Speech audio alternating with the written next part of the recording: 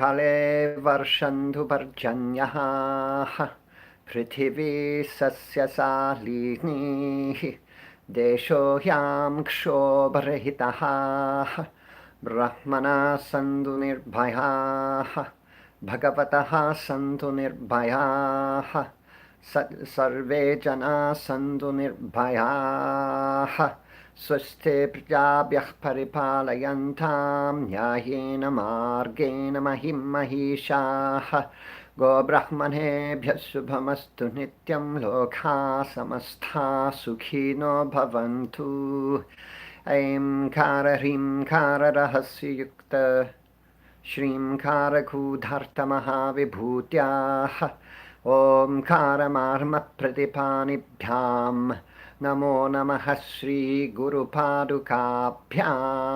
ज्ञाननाशनाय विद्महे ज्ञानप्रकाशाय धीमहि तन्नो गुरुपादुकाः प्रचोदयात् ॐ श्रीगुरुभ्यो नमः गणानाहं त्वा गणपतिगुं अवामहे कविं कवीनामुपमश्रवस्तमम् ज्येष्ठराजं ब्रह्मणां ब्रह्मणस्पत नः शृण्वन्नोतिभिः सीदसादनम् ॐ श्रीमहागणपतये नमः. Hello.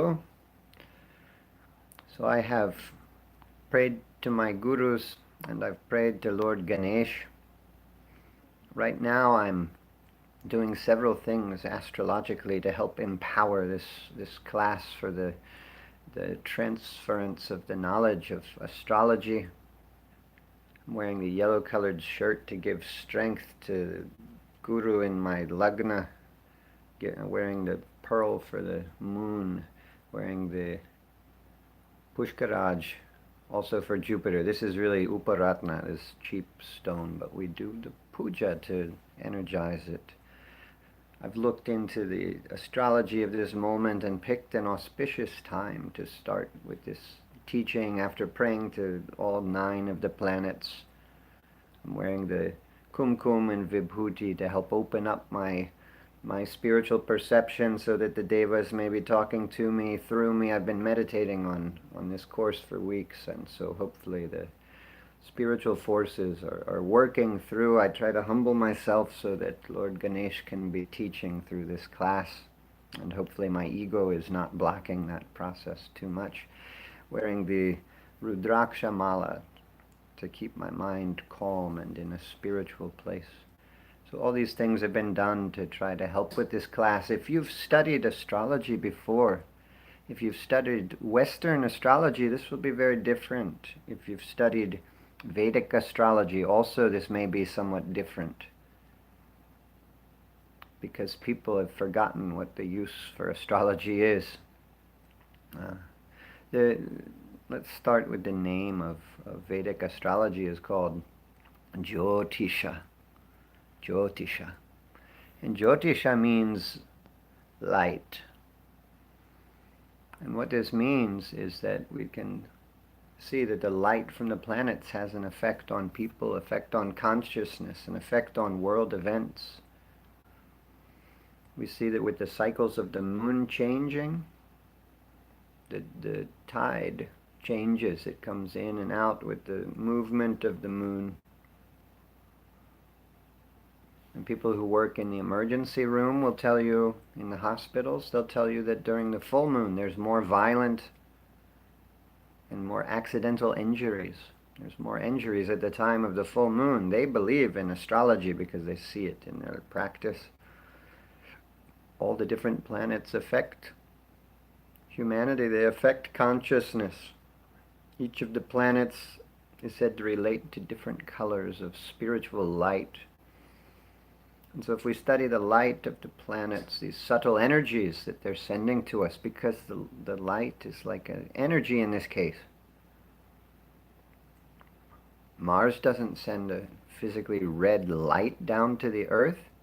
In the daytime, the light of the sun is so bright. If Mars was sending any light, it wouldn't be perceptible, really. And it comes from the sun, all of the light that's coming to us. but an energy is sent that could be seen with the third eye as a light. In the same way, we can see the aura, the energy of a person with the third eye. What is the aura? But it's the different thoughts and feelings a person is having. It's always changing because the mind is changeable, like the moon is changeable. That's why the moon relates to the mind in Vedic astrology, because the mind is always changing and the moon is always changing. Each day the moon moves into a new nakshatra. And the moon is always at some different phase, waning, waxing. The moon is always changing. So the moon relates to the mind. The mind is always changing, so the colors in the aura are changing, but someone who's practiced with the mystical science of Jyotisha could predict what colors of light would be in a person's aura based upon the placement of the planets at the time of their birth and the transit of the planets now and this kind of thing. When we study the light of the planets, really it's a study of the light in our own aura. And the thoughts that we have, we can't control. The feelings that we have, we can't control. People think wrongly in yoga that the yogis gain control over the thoughts in their mind and the feelings in their mind. They just learn to relate to them differently. They learn not to control. The nature of the mind is to try to control. Well, that thought is bad. Let me repress it. Let me push it out of my mind. Let me distract myself with some outer things, with some relationship, with some drugs, whatever. Instead, the yogi just witnesses what's in the mind. And in doing so, he sees these colors of the light in the aura, even if he doesn't see it physically. He feels it. Some people are not so visual. They may be empathic. They may feel things. He may feel it's an angry energy. There's some karma like this remaining from some past lifetime. As we study the light of the planets, we study the light of the human aura, which is a study of karma. It's all karmas being resolved. As I teach people to meditate, they'll come to me and they'll say, Swamiji, I saw this beautiful light in my aura. What does that mean? Was that the divine? What was that? I say, don't worry about it. Just let it pass. You probably just saw some negative energies leaving from your aura. Just let it pass, let it leave. Their mystical perception becomes open through meditation, and they start to notice more, and they think it's the Lord, but they need to just keep seeking, keep seeking. The study of the light of the planets is the study of the light in the human aura, which is the study of karma, which leads us to be able to see the light of the divine. Shining within each and every soul is the light that they say is Koti Surya, like 10 million suns. The light of the divine. If you've not witnessed this, it's very beautiful. It's a blissful experience to see this. You should try to see it in your meditation. You can't visualize it. You can't make it come. You have to open yourself to it. You have to welcome it. You have to humble yourself and say, please, Lord, give me this experience of the light, the divine light. There'll be no mistaking. You won't have to ask your Swamiji when you see this kind of light. You just say, whoa, that was amazing. You cannot deny. You cannot question it. This is experience.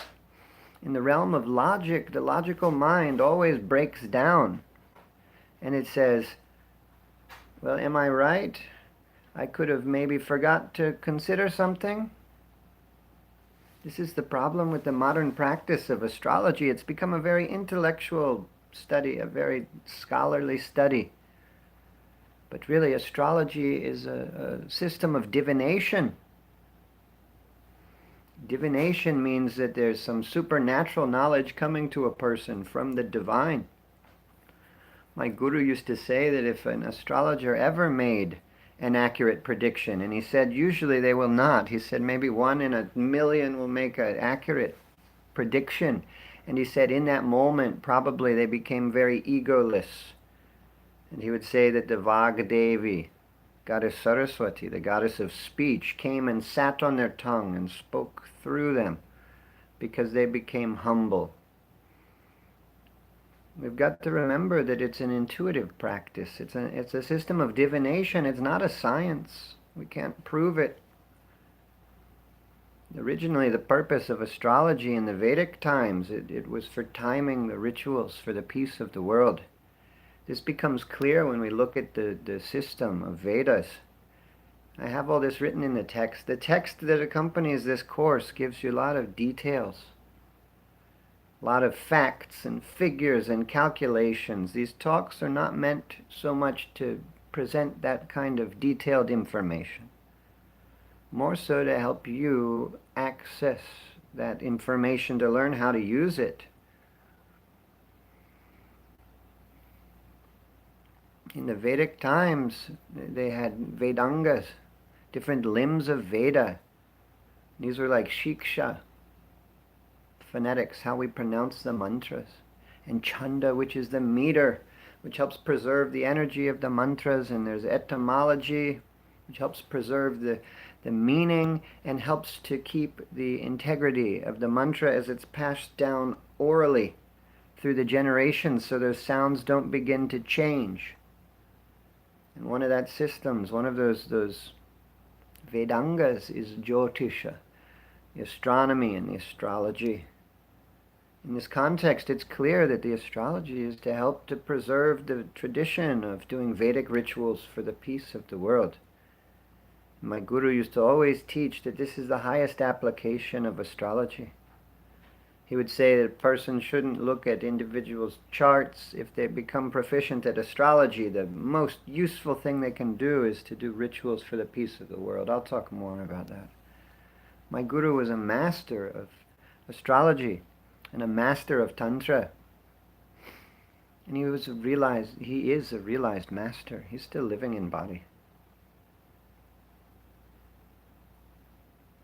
And he would say the purpose of these sciences is for the benefit of society.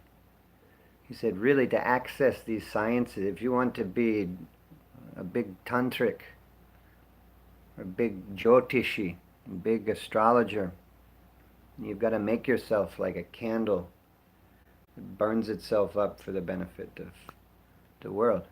To give light, the candle burns itself up. And this is how you can become a good astrologer. This is how you can become a tantric. You've got to get rid of this egoism. Because ultimately where there's ego, there can't be clarity and there can't be accurate predictions.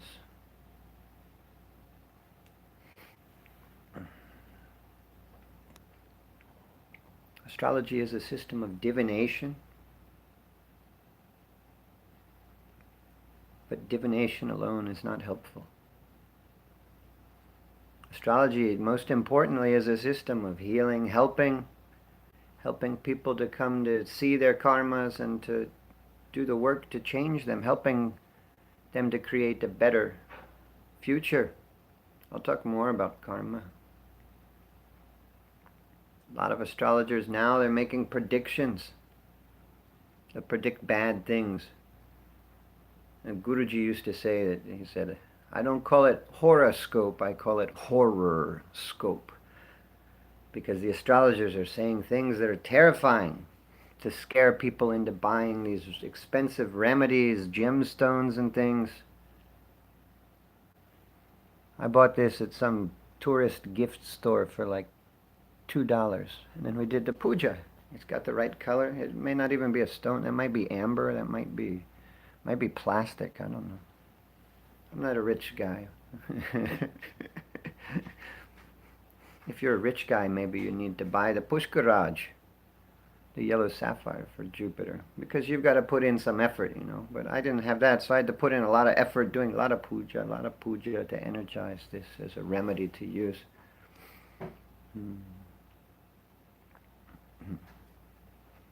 If we just predict things, it's not useful. This is one difference between Vedic astrology and Western astrology. In the Western astrology, they predict things, and if they do any remedy, it may be some counseling, spiritual counseling, based upon the astrological placements. Vedic astrology is all about remedies. How do we get free from these difficulties? How do we transmute these karmas? How do we mitigate things? How do we appease the negative energies of the planets? How do we win the favor of the planets? It's a whole system of remedies which can be used very, very successfully to help people to enjoy happier, healthier lives. But you don't need to talk to people. You don't need to necessarily look at their charts even to be using the system of Vedic remedies. You can just see a person and you can see what they need and you can silently start doing those remedies for them. People are doing the opposite though. Even where there's divination, there's got to be some use. If there's some bad thing that's going to happen, why do you need to tell people? If they can't escape from it, if they can't change it, why do you need to tell them? In certain cases, you may be able to motivate them to change it by telling them. But if they can't change it, why would you want to scare people? Why would you want to upset people if they're going to experience a difficulty in life? And why do you want to get them scared until that happens, if it's inevitable that they have to experience that? In Lhasa, in Tibet, where the Dalai Lama was, before the Chinese came and invaded Tibet, they had an oracle, like a person whose job at the monastery was to divine things that would be beneficial for the monks living there. And suddenly one night, he arose in the middle of the night and he came and he said, "Go now!" And the Chinese were coming and the Dalai Lama escaped because of this. Similarly, recently, in South India, there was tsunami came, big tsunami. And I remember that time because my Ayurveda teacher was in India at his Guru Amachi's ashram. And he called me from the beach there at the ashram on the telephone. And he said, "Hi, I know you called me a couple weeks ago. I've been busy. I didn't get back to you, but I thought of you now, and I wanted to call you and send you some peaceful energy from the ashram here. It's too loud up there, too many big crowds, so I came out to the beach. But the Shakti is here, and I know you could feel. I wanted to send you some of this peaceful energy." He said, "Just feel that energy." And I felt it, and I said, "Oh, it's too peaceful. Something is wrong." He said, "Oh, no, that's just your mind. That's just your mind." I said, "No, it's too peaceful. Something is wrong." A few hours later, the Guru, Amachi, went to the ocean. She said some prayers. She took her scarf. She threw it in the water, offered it into the water.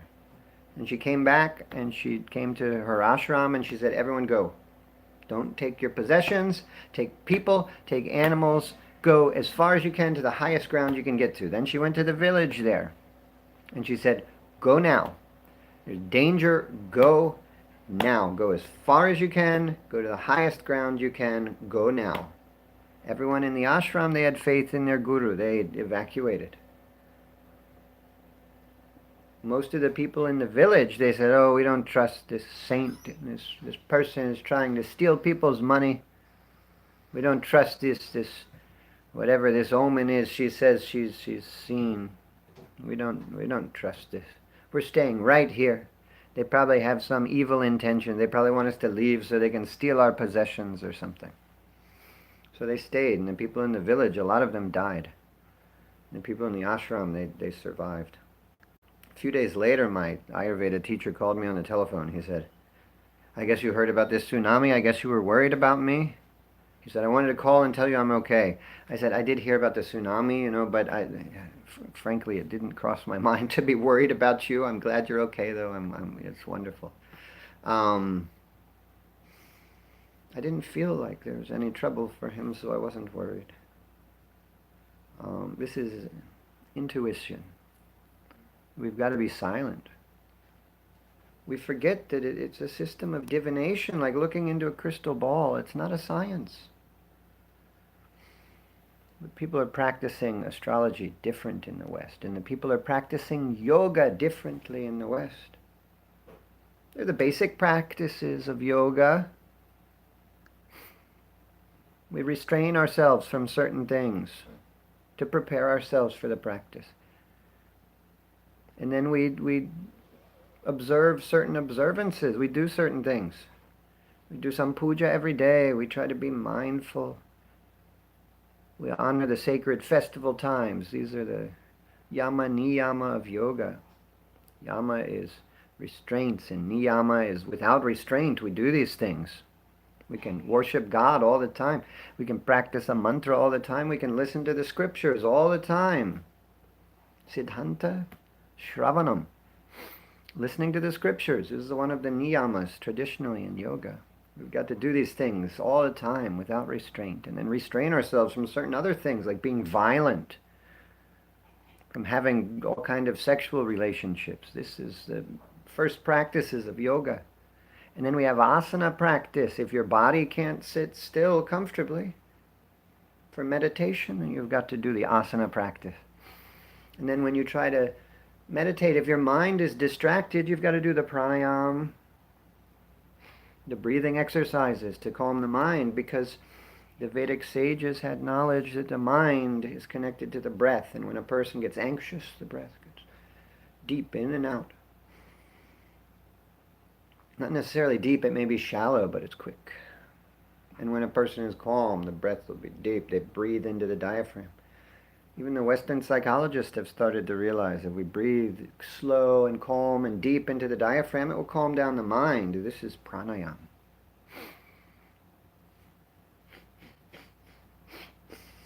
So then at that point, before we start the higher practice of yoga, which is the concentration and meditation and then the experience of union.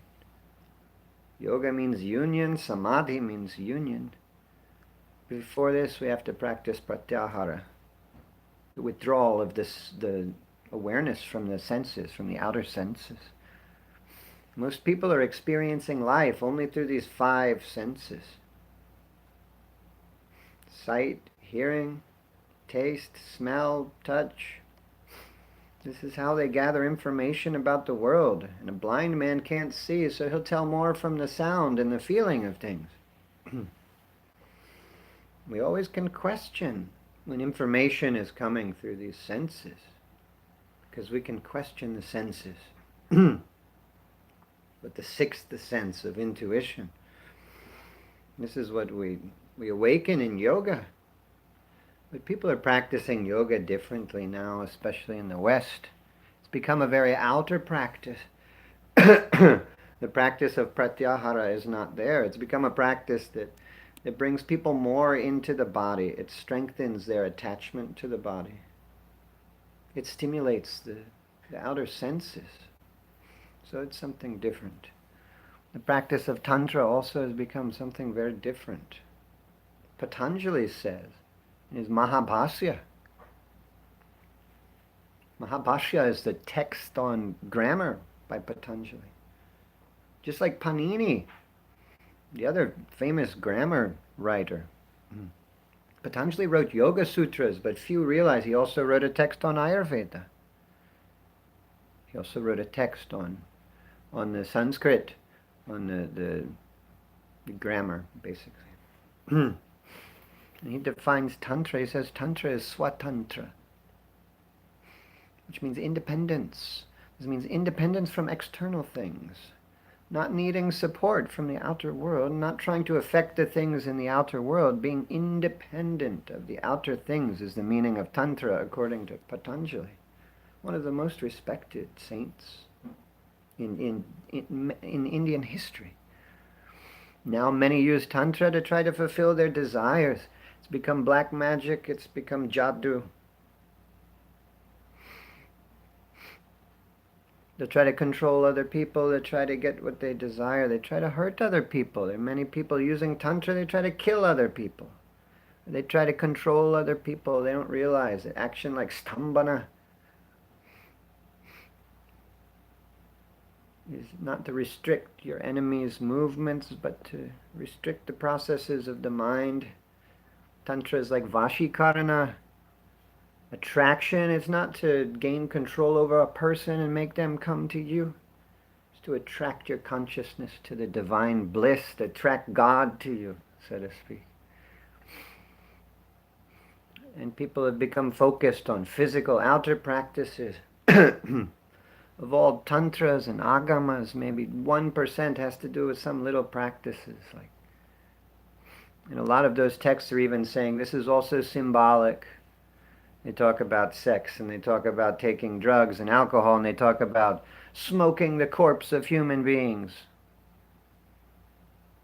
And things like this. And staying in the cremation grounds and these kind of things. And a lot of this, they say it's symbolic. They don't expect that you actually be doing these things, but people have taken it out of context and they've started to do these things, and so they have a practice that is creating more codependence, interdependence, karmas between people. If you hurt a person, you're creating karma. If you take advantage of a person sexually, you build up these expectations, even if they say, "Oh, I'm okay with this," you're creating karma. Creating more interdependence, and this is not tantra. Tantra is the independent. It's like a yogi that burning himself like the candle for the world. My guru is a great tantric. He knows all kind of mystical rituals and things. He goes in the forest with the tigers and wild animals, and he knows tantras he can use to keep the wild animals from attacking him. And he's friendly with the tigers. They come up and they rub on him like a house cat may rub on your leg to greet you. So people have been using astrology differently. They're predicting, but they're not healing, and this is bad karma. We gave the example of this tsunami. I remember after the tsunami, all these astrologers I saw online were saying, "Ooh, I'm the greatest astrologer. I predicted the tsunami. I said in January last year that this was good. There could be troubles having to do with water or some natural disaster at this time because I was looking at the astrology." Idiots. That's all I can say. Idiots. They're bragging about contributing to the problems of the world. When we make a bad prediction, see, we must understand the future has not happened yet. The future has not happened yet. So we can change the future. We can go into the past and we can change things, influencing what's happening in the future. If we see that something might happen, and then we announce that, we're just making it more certain that it will happen. What is fierce weather like a tsunami, or a hurricane, or a tornado, or an earthquake? It's simply the collective consciousness in the world getting agitated enough that it agitates the weather, agitates the natural state of things. When people's consciousness is agitated enough, we'll have a tsunami or something as a result, because all this energy is being projected out into the universe and it stirs up things. If we see a possibility of a thing like this, we shouldn't announce it to the world. We shouldn't get people scared because that will agitate consciousness more. Instead, we should start praying for peace.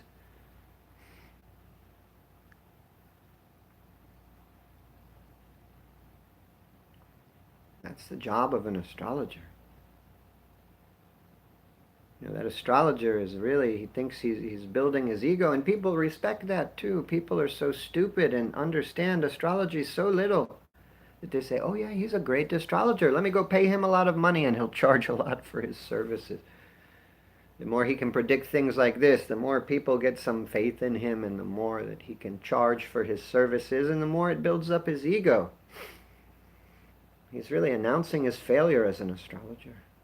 To say, "I accurately predicted something terrible that would happen." A good astrologer would be very concerned and terrified when they saw a possibility like this. They'd be hoping and praying that they were wrong. A good astrologer wants to be wrong, not right.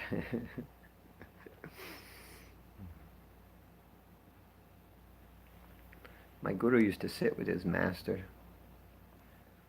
His master just stayed in the forest all the time. He had a small hut.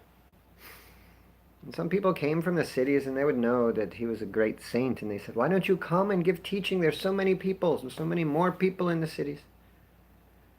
You could help humanity so much more if you came to the city." He said, "No, I can help humanity just fine from here. I can help them better from here.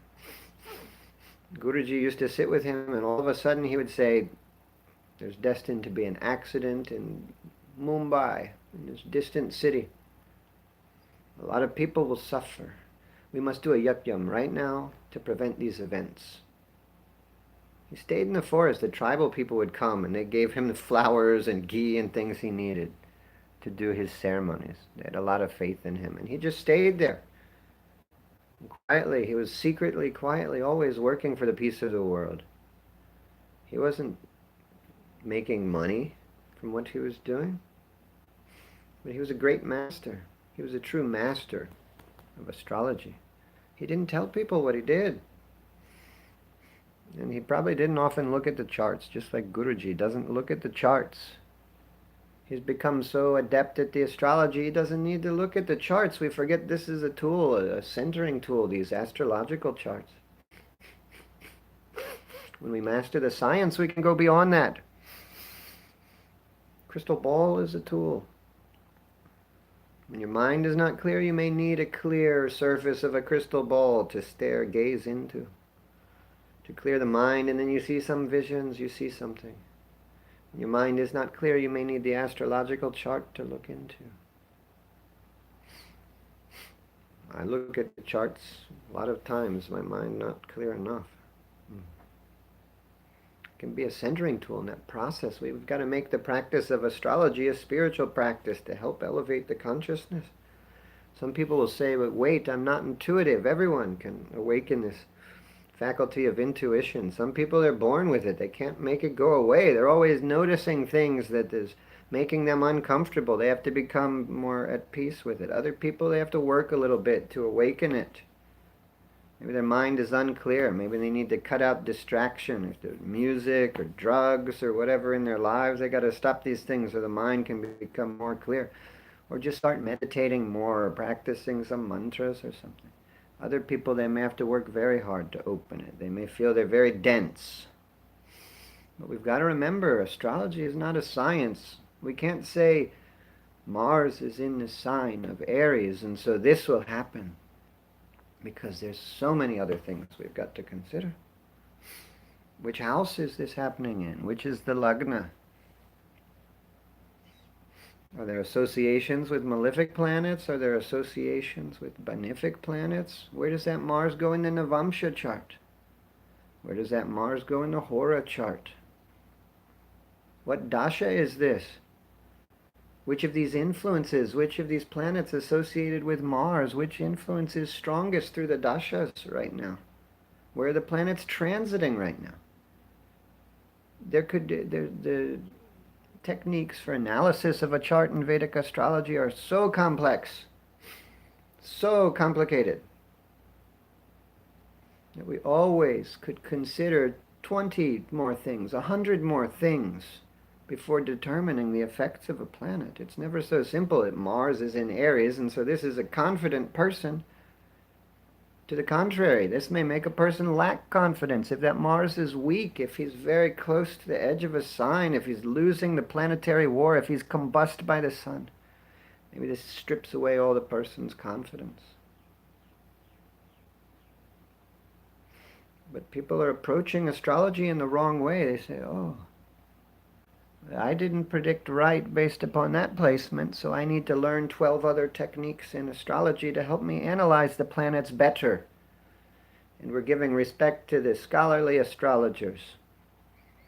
I've seen it many times. One astrologer will go and find some rare, obscure, esoteric passage in one tantra, one purana, some obscure astrological text. And then they study it, and they present to the world a new technique of analysis. And it's becoming more and more complex and more intellectual. All of a sudden, this person tells you about a new dasha system. All of a sudden, that astrologer is proclaimed by every other astrologer because they wrote one book that this is the master of dashas. Until someone writes the next new book on dasha systems. If you write a book, people respect you. People don't have much much sense. They may not read the book, they just respect you if you wrote it. And whatever that book is about, they'll proclaim you're the master of that if you're presenting some new knowledge, new information. But these astrologers know so many different techniques, and they don't know the first thing about astrology. They don't know how to use it or what it's for. We've got to be careful not to go too deep into these kind of distractions as we study astrology. You don't see a lot of books on the omens, though. All the astrology, all the astrological texts are talking about omens. But people don't use those techniques. People don't write books about those techniques. You can't write books about that. You can't learn that from a book. You've got to learn it from a guru. But these people don't study astrology with a guru. And if they do study astrology with a guru, it's an acharya, not a guru. It's some scholarly teacher who hasn't begun to understand the astrology himself. He may know a lot about the technical terms and the techniques, and he'll know a lot about the theory, but ultimately there's no consensus in Vedic astrology about how we do the most basic practices. Ayanamsha, for example, the calculation of where the planets are. There's no agreement. The different Vedic astrologers, they're all using different calculation of where the planets are. And so if this is a precise science, that's our first problem, our flaw there. We don't even know for sure where the planets are. Although a lot of astrologers, they'll start to claim, well, I'm right. My calculations are based upon NASA, and I'm right. Or mine is based upon Brahman, and so I'm right. Or mine is based upon Krishnamurti. And they argue that my system is better. There's some astrologers now, Vedic astrologers, saying, well, the Vedic rishis didn't even want us to use Ayanamsha. They wanted us to use tropical, not sidereal calculations for the planets. I've written in the text. You should read this first section of the text, the introduction section, because it tells all about these things. Ayanamsha, what is this? It's the simple calculation. There's a difference in the... I'll talk a little bit about it. There's a difference in the Vedic calculation and the Western calculation. What do Western people say? I don't know. Maybe the sun moves into Capricorn around December 21st, maybe? I don't know. In Vedic astrology, sun moves into Capricorn around January 14. This is because this is the difference between these two systems, the tropical and sidereal system. Western system is tropical. Vedic system is sidereal. So the tropical system is based upon equinoxes. It's not based upon the orbit of the Earth around the sun. When we set a year, we're trying to set it to the Earth go around the sun. But we've got to remember the year is made up of days, 365 days in this year that we follow. The day is not created by the orbit of the planets. Day is created by the Earth rotating on its axis. It rotates one time, that's one day and one night. So as the Earth goes around the sun, it's rotating on its axis. So the first problem is we've got to set this time period of 24 hours to this time period. It doesn't line up exactly.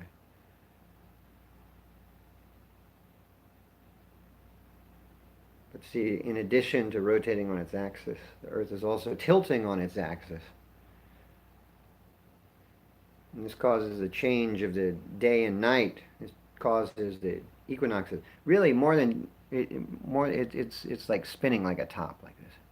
Is really what it is. So as it's going around on its axis, the axis is spinning like a top.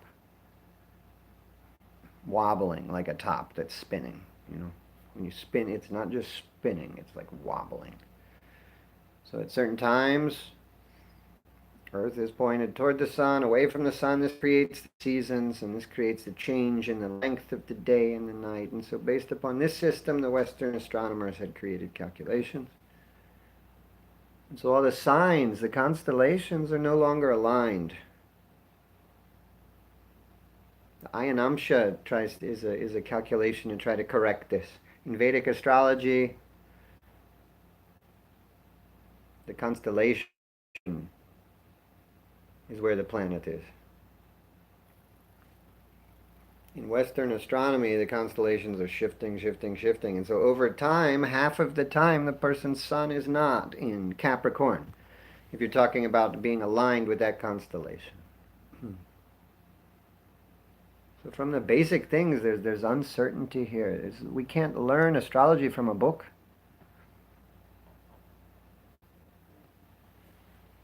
It's not a science. It's not based upon facts and figures. I recently saw an astrologer talking about the theory of Mangala dosha. This is one defect that the texts on astrology talk about that can occur in the chart.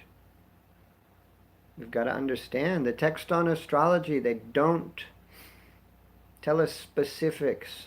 They give us some general examples to teach us concepts.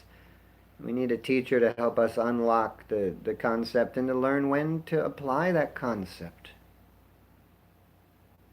There's lots of yogas, combinations of planets that will give us a certain effect, but the texts also talk about things that will destroy the yoga.